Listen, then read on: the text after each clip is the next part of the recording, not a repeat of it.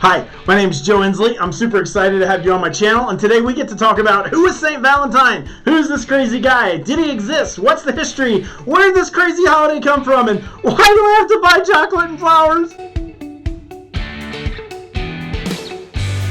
Okay, well actually, I don't know why you have to buy chocolate and flowers. I did a whole lot of research on this, and chocolate and flowers never connect to the story of St. Valentine.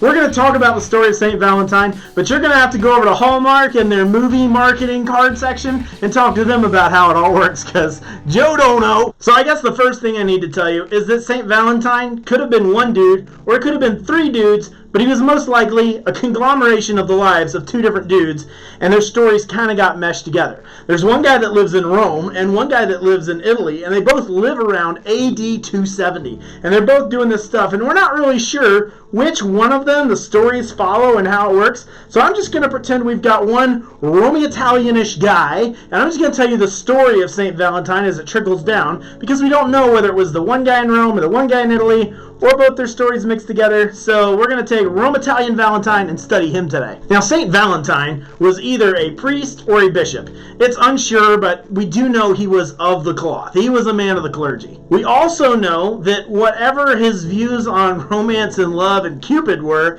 he actually ministered to Christians who were under persecution. So he's ministering to persecuted Christians. In fact, sources seem to indicate that he was probably helping them escape from prison. Because if you'll look up Rome in about 80, 200 to 300-ish area there, you're going to find out that being a Christian was not the cool thing to do. It didn't help you climb up the social ladder. Didn't get you win friends and influence people. No. Most likely got you tortured, beaten, hung, crucified, or thrown in prison.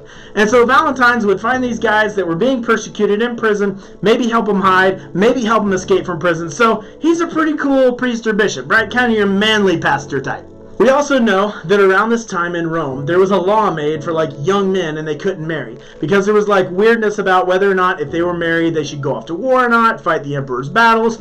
Either way, there was this weird law about how the young men couldn't marry. And so St. Valentine was also known for kind of slipping a marriage certificate to a young lovely couple in the middle of the night. Now, I don't know where chocolate and flowers fall into this, but it seems that that's kind of the storyline that the whole holiday of St. Valentine's followed. That's where we get the whole patron saint of romantic love. Is because he was doing these marriages at night for people who weren't allowed to get married, and that was his deal. Which, I mean, I guess that's kind of cool. In case you're getting any big ideas about that, that's what he was beheaded for, all these outlaw marriages.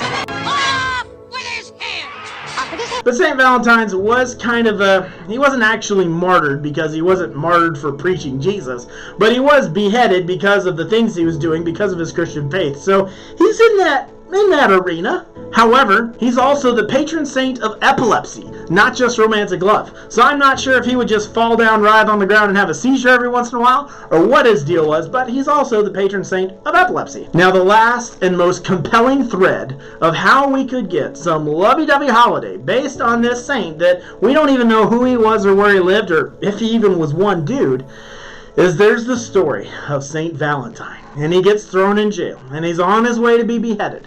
And he meets the jailer's daughter. And when he meets the jailer's daughter, the sparks fly. As a wise old owl once said, they became Twitter-pated. And apparently, Valentine left a note for the jailer's daughter in his cell when he was let out to be beheaded. And because his name was Valentine, the way he signed it was, "From your Valentine." And he expressed his love for her. So maybe that's where a holiday comes from, and we get it there. But I just have to point out, he didn't leave chocolate and flowers for her because there weren't any. Now, it seems as if I'm against chocolate and flowers, and it may be that I am, but I would just go ahead and advise any of the young men watching that if you do happen to have a gal with you on Valentine's Day, whether it's historically accurate or not, I would go the flowers and chocolate route instead of the beheadings and jailer route. Just saying. Good to have you on my channel. Make sure you like, subscribe, comment, and share with a friend.